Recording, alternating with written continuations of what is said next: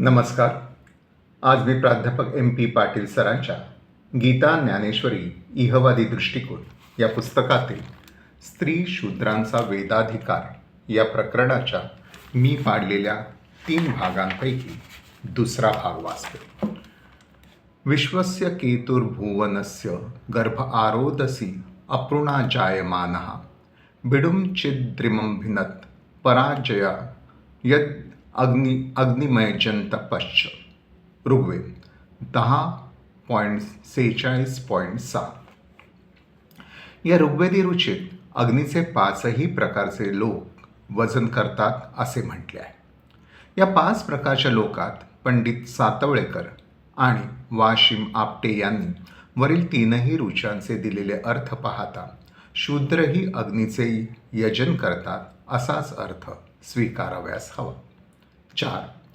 वेदमंत्र रचणे, गाणे याचबरोबर प्रत्यक्ष यज्ञ करणं हा विधी म्हणजे खूपच महत्त्वाचा वेदाधिकार. यजुर्वेदाने हाही अधिकार शूद्रांना दिला आहे. या यजुर्वेदामध्ये रथकार या शूद्रासाठी स्वतंत्र इष्टी स्वतंत्र यज्ञ सांगितला आहे आणि नमस्तक्षभ्यो रथकारेभ्यश्च मो नमो यजुर्वेद 16:27 असा रथकार या शूद्राला देवादिकांप्रमाणे आदराने नमस्कार केला आहे. तसेच निषाद जमातीच्या स्थपतीकरिता म्हणजे गवंडी या शूद्रासाठी स्वतंत्र इष्टियज्ञ याच यजुर्वेदात सांगितला आहे. 5. अश्वमेधासारख्या मोठ्या यज्ञ समारंभात सूत, मागध, तट, बंदी इत्यादी शूद्रांना तर खूप महत्त्वपूर्ण स्थान दिले गेले आहे. शतपथ ब्राह्मणामध्ये 13-4-3 अश्वमेध यज्ञामध्ये परिप्लवाख्याने सांगण्याचा विधी वर्णिला आहे.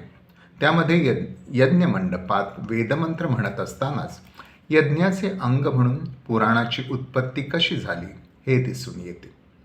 ही पुराणे यज्ञमंडपातच वेदमंत्र चालू असतानाच सूत, मगध, तट, बंदी इत्यादी शूद्र पुराणे रचून गाऊन दाखवित असतात आणि अश्वमेधाचा घोडा सोडल्यावर वर्षभर यजमानाला आणि जनसमुदायाला इतिहास कथा सांगून त्यांचे रंजन करीत असत. आणि ही परिप्लवा व्याख्याने चालू असताना, वेदांचेही पठण चालू असताना सर्व प्रकारची प्रजा यज्ञमंडपात जमत असे. विद्वान तसेच वेद न शिकलेले लोक, तरुण तरुणी, वृद्ध, नागजातीचे लोक, गारुडी, जंगलातले शिकारी, नावाडी, पारधी असे सर्व शूद्रही तेथे जमत आणि पुराणांबरोबरच वेदांचेही श्रवण करे. असा हा यज्ञात सहभागी होण्याचा वेदाधिकार शूद्रांना होता. 6. शतपथ ब्राह्मणांमध्ये पंचरात्र यज्ञक्रतूचे वर्णन आले आहे.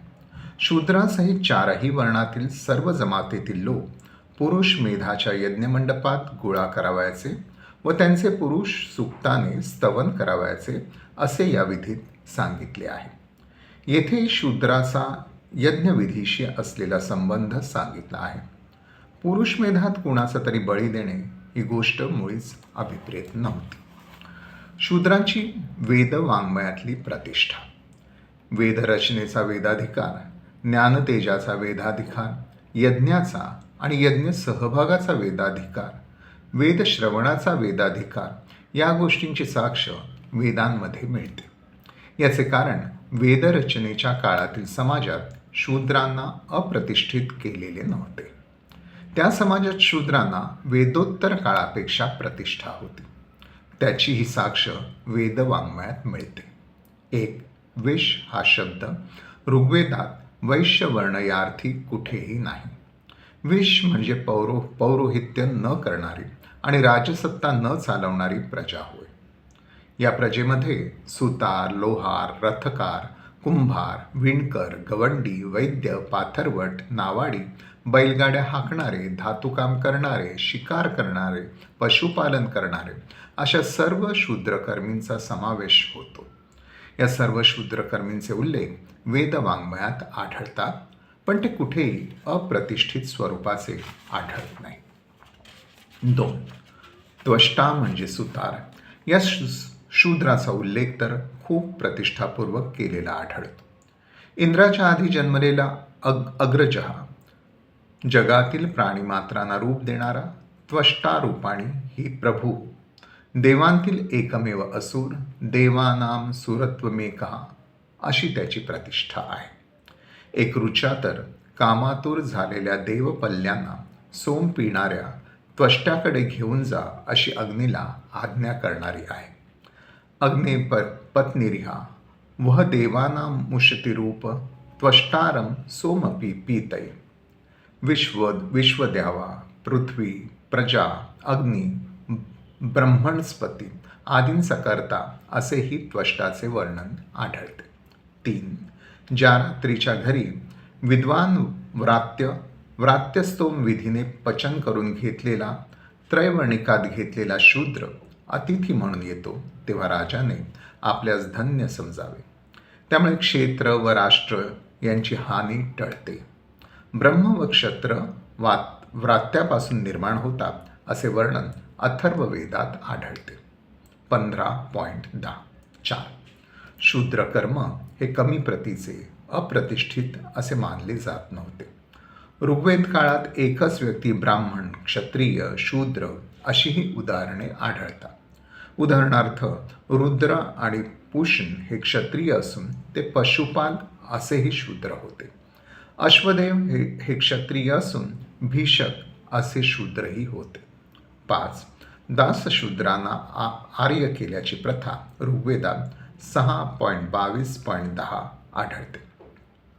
तेथे इंद्राने दासांना आर्य केले आणि नहुष नामक आर्येतर दासशूद्रांची शस्त्रे समर्थ केली असे सांगितले आहे. 6. बृहदारण्यात 4.3.22 चांडाल असला तरी ज्ञानाने अचांडाल उच्च होतो असा उल्लेख आहे. पौलकसो अपौलकसो भवति. 7.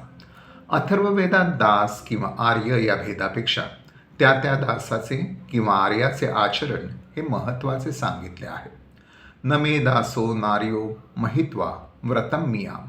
अथर्व 5.11.3. ऋचाकर्त्या आणि ब्रह्मवादिनी स्त्रिया.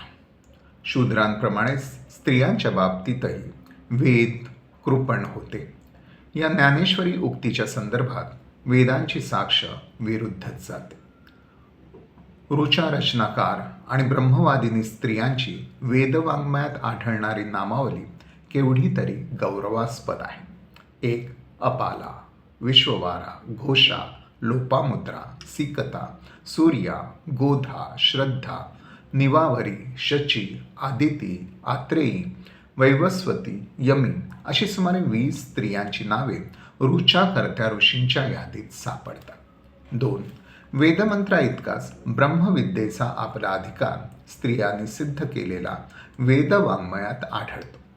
सम्राट जनकाच्या ब्रह्मवादी सभेत याज्ञवल्क्य ऋषीला अनेक तात्विक गहन प्रश्न विचारून त्रस्त करणारी गार्गी वेदांत काळातील स्त्रियांच्या सांस्कृतिक पातळीची उत्कृष्ट निदर्शक आहे.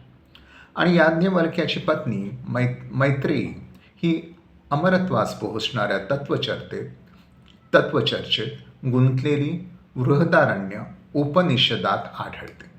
तिची ही ज्ञान अधिकाराची उंची त्याच तोडीची आहे. 3.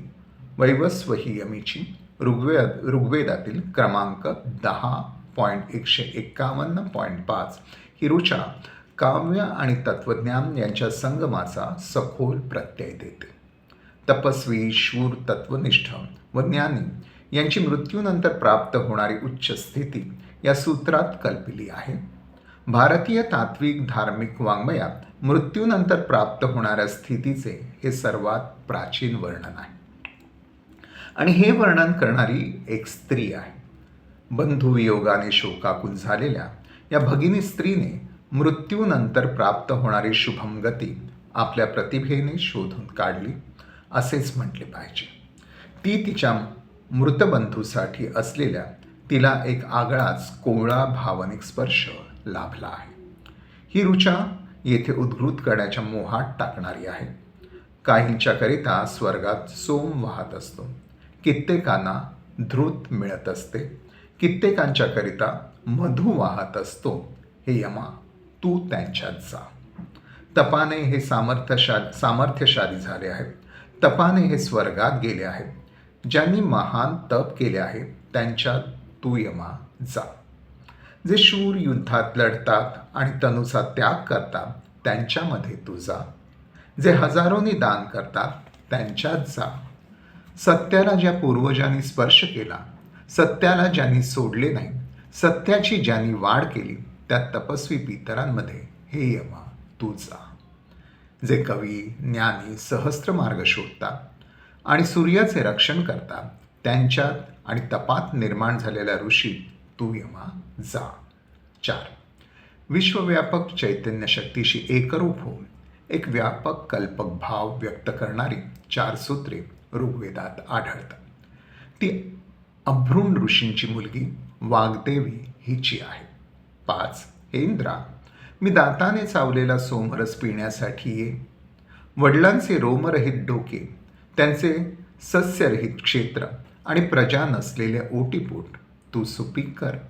हा ऋग्वेद कथेतील 8.91.17 ऋचा समूह अपाला या स्त्रीचा आहे. 6. ऋग्वेदाच्या 10व्या मंडलातील 109व्या सूक्ताची कर्ती सर्पराज्ञी ही तर शूद्र स्त्री वेदऋचाकार दिसते. ही वेदवाङ्मयातील साक्ष पाहिल्यानंतर स्त्रियांना वेदाधिकार होता की नव्हता हा प्रश्न बालिश आणि हास्यास्पद ठरतो असेच म्हटले जाते. आणि स्त्रियांना वेदाधिकार नव्हता, वेद स्त्रियांबाबत कृपण होते, हे ज्ञानेश्वरी विधानही रद्दबाद ठरते. इथे दुसरा भाग थांबवतो. धन्यवाद.